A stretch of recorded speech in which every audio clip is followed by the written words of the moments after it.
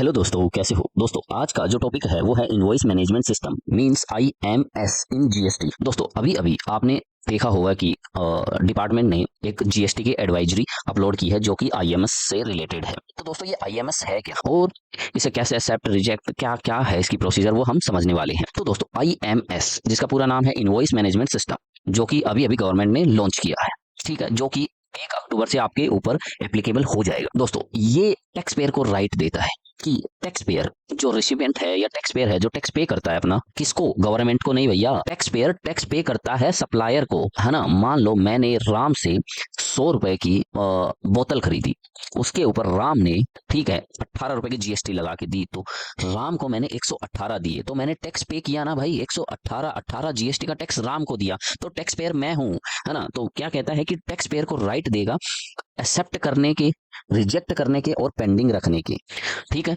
जो supplier bill upload करता है उनको आप एक्सेप्ट कर सकते हो, रिजेक्ट कर सकते हो और पेंडिंग रख सकते हो। जो आप एक्सेप्ट करोगे गवर्नमेंट कहती है कि वो ही आप इनपुट ले पाओगे, ठीक है। और जो ये एप्लीकेबिलिटी होगी वो 1 अक्टूबर से होगी, ठीक है। आगे चलते जैसा कि मैंने बताया ये आईटीसी के लिए आईएमएस लाया गया है कि दोस्तों होता क्या था, मैं इसका बैकग्राउंड बताता हूँ। होता क्या था दोस्तों, पहले क्या था कि फ्रॉड होता था, एक तो। दूसरा, सप्लायर आपके नाम के ऊपर गलत इनपुट डाल देता था, ठीक है। तीसरा क्या, सप्लायर ने, आपने खरीदा 100 रुपए का माल, उसने 200 रुपए का दिखा दिया, उसने 100 की बजाय 50 का दिखा दिया। तो उसके पीछे पीछे आप क्या करते थे, सप्लायर को फोन करते थे, फिर सप्लायर आपसे पता नहीं 3-4 दिन बातें होती थी, फिर 10 दिन बाद वो इनवॉइस रिवाइज होता था। भैया इस सारी हेडेक से गवर्नमेंट ने छुटकारा दिला दिया। क्या किया है, जो सारे राइट्स हैं वो भैया टैक्स पेयर को पकड़ा दिए, क्योंकि भाई टैक्स कौन भर रहा है, टैक्स पेयर भर रहा है, तो राइट उसके पास होने चाहिए, ठीक है।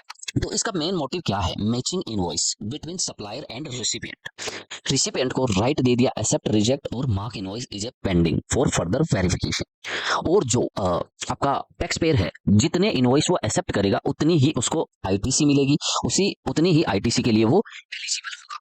तो इसके लिए क्या फॉर्मेट क्या है, कैसा होगा इसका, तो दिखा देता हूं मैं। दोस्तों इसका जो डैशबोर्ड है वो ऐसा होगा कुछ।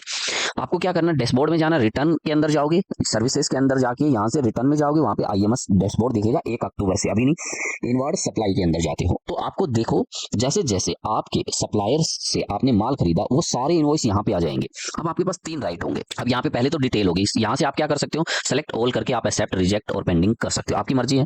दूसरा, आपको फिल्टर का ऑप्शन भी दे दिया, सर्च का ऑप्शन भी दे दिया, आप फिल्टर लगा सकते हो, सर्च कर सकते हो, ठीक है।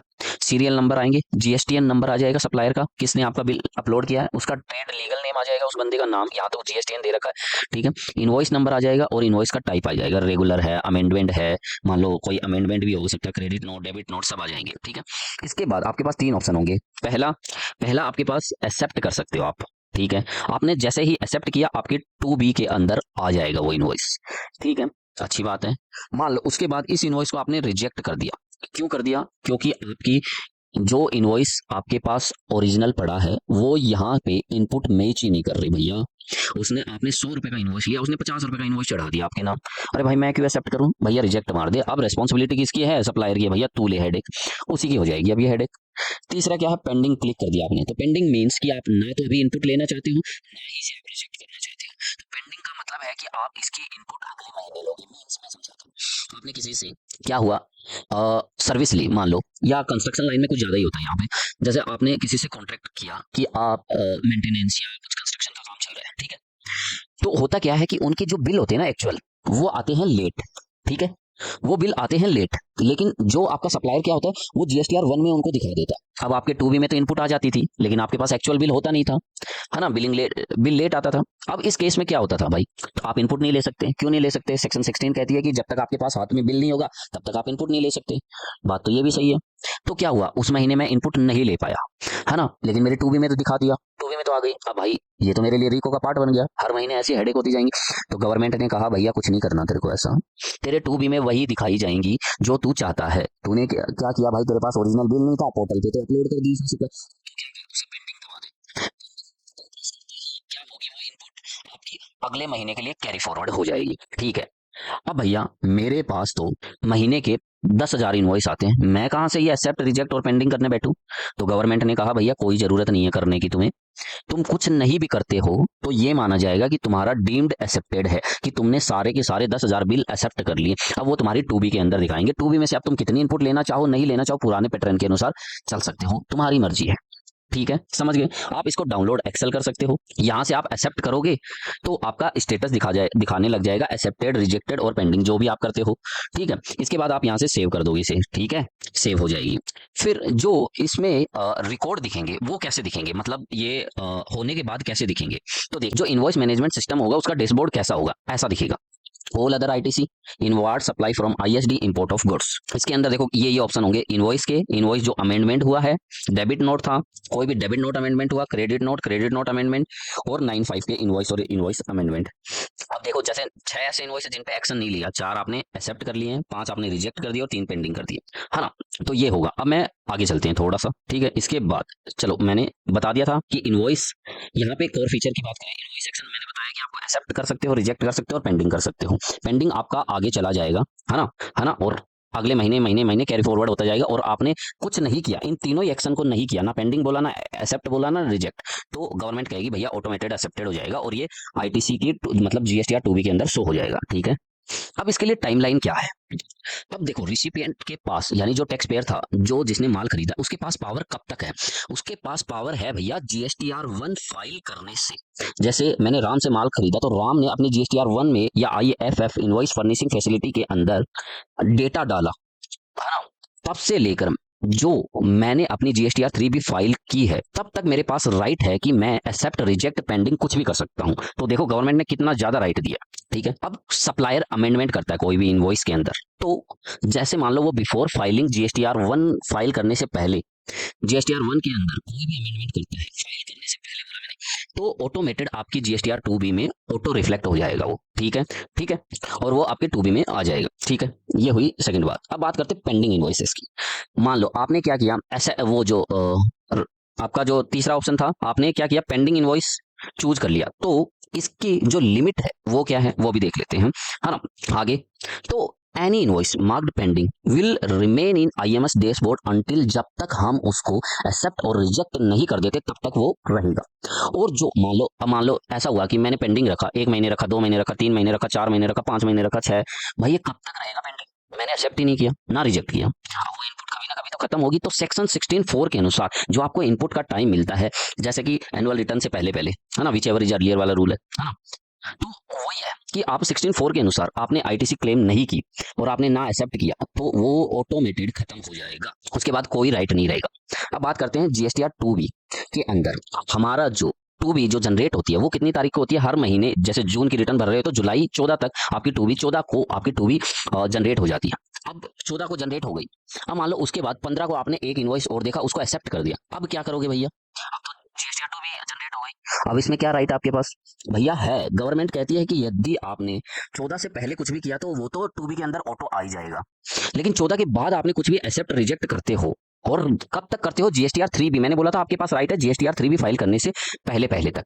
तो 14 से लेकर 20 यानी 6 दिन के अंदर आपने कुछ भी एक्सेप्ट रिजेक्ट किया तो क्या होगा, तो आपको यहाँ पे आना है, इस, है ना, क्या बोलते हैं, डैशबोर्ड पे आना है, और यहाँ पे आपको देखो एक ऑप्शन दिख रहा है कंप्यूट जीएसटीआर 2B, तो इसको आपको दोबारा क्लिक करना पड़ेगा। 14 तारीख के बाद करते हो तो इसको क्लिक करोगे, जैसे ही कंप्यूट जीएसटीआर 2B पे क्लिक करते हो आपका जीएसटीआर 2B ऑटो चेंज होके आपके जीएसटीआर 2B में डेटा आ जाएगा। ठीक है ना, आ जाएगा। फिर इसके बाद बात करते हैं क्यूआरएमपी वालों की, जो क्वार्टरली रिटर्न फाइल करते हैं और मंथली पेमेंट करते हैं, उनके साथ क्या है भैया, ये तो था रेगुलर रिटर्न फाइल करने वालों के लिए, क्वार्टरली रिटर्न वालों के लिए भी सेम ही है ना। इनवॉइस रिपोर्टेड होंगे इनवॉइस फर्निशिंग फैसिलिटी के अंदर। ठीक है, और जो बंदा मान लो मैं क्वार्टरली रिटर्न भरता हूँ तो मैं अपनी आईएफएफएम में जितने मेरे साथ ट्रांजेक्शन कर रहे हैं, जो भी मेरे से माल खरीद रहा है, मैं उनकी डिटेल डालूंगा। तो जो बंदा मेरे से माल खरीदा, मान लो वो जीएसटीआर 1 और 3B मंथली भरता है, तो उस वो मंथली क्लेम कर पाएगा, है ना, वो मंथली रिजेक्ट और एक्सेप्ट कर पाएगा, क्योंकि मैं यहाँ से क्या कर रहा हूँ, अपलोड कर रहा हूँ। और जो बंदा मैं भी क्वार्टरली रिटर्न वाला हूँ और सामने वाला भी क्वार्टरली रिटर्न वाला, तो उसके पास क्वार्टरली राइट होंगे, मंथली नहीं राइट होंगे। ठीक है, ठीक है, इसके बाद special cases for pending action, some scenario जहां पे invoice can not be marked pending, वहां पे ऐसे इनवॉइसेस ये हैं जिनको भैया पेंडिंग कर ही नहीं सकते, वो ऑटो एक्सेप्टेड होंगे। पहला, ओरिजिनल और अमेंडमेंट क्रेडिट नोट। किसी ने क्रेडिट नोट डाला, वो पेंडिंग में नहीं होगा, या तो रिजेक्टेड या एक्सेप्टेड, ठीक है। Invoice that have undergone downward amendment किया आपने, 100 से 80 बना दिया, तो वहां पे भी नहीं है। इनवॉइस वेयर, जहां पे original entry has been accepted and GSTR 3 भी फाइल भी हो गई है, तो भैया वहां पे भी आपका कोई राइट नहीं है, सब एक्सेप्टेड हो जाएगा। ठीक है, अब बात करते हैं। मान लो टैक्स पेयर था, सप्लायर ने क्या किया, क्रेडिट नोट डाल दिया। पहले तो मेरे को 100 रुपए का इनवॉइस दिया, ठीक है। बाद में भाई साहब ने दिमाग लगाया, क्यों ना मैं अभी तो 100 रुपए की पे 18 GST पे कर देता। अगले महीने भाई साहब ने credit note, fake credit note डाल दिया, 5 रुपए की क्रेडिट कम कर दी। मैंने तो अपनी इनपुट ले ली, चेक भी नहीं किया, पहले तो सिस्टम नहीं था, चेक नहीं किया। अब क्या होगा, अब मेरे तो लग गए भाई, उसने तो करके निकल लिया। अब क्या है कि गवर्नमेंट ने बोला इफ ए रिसिपिएंट रिजेक्ट कर देता आपके इनवॉइस और क्रेडिट नोट को जो आपने अपलोड किया है ना, तो सप्लायर की इससे GST की लाइबिलिटी बढ़ जाएगी, ठीक है। सप्लायर को अपनी 3B में लाइबिलिटी मोर पे करनी पड़ेगी यदि टैक्स पेयर ने उसको रिजेक्ट कर दिया। अब इसके की बेनिफिट्स क्या क्या हो सकते हैं, की बेनिफिट की बात कर रहे हैं तो देखो, जेन्युइननेस इनवॉइस, सप्लायर ने 100 का इनवॉइस दिया, आपके पोर्टल पे 100 आ गया।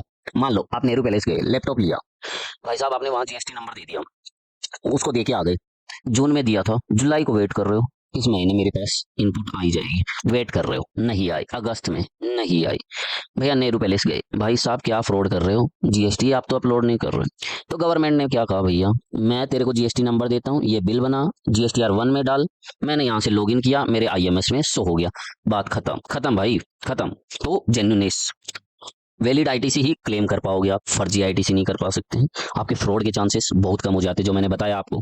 आपके कंप्लाइंसेंस का बर्डन कम हो जाएगा। मेरे को थोड़ा सा यहाँ पे थोड़ा कम ही लग रहा है, क्योंकि देखो जिनके 20-50 इनवॉइस है ना, उनके लिए एक्सेप्ट और रिजेक्ट और पेंडिंग करना इजी है, बजाय जिनके इनवॉइस 10-15 हजार में आते हो, भाई पॉसिबल नहीं है, उनके पास पॉसिबल नहीं है कि इतने इनवॉइस एक्सेप्ट करे, रिजेक्ट करे, टीम ही लगानी पड़ेगी भाई। तो ये था हमारा टॉपिक IMS।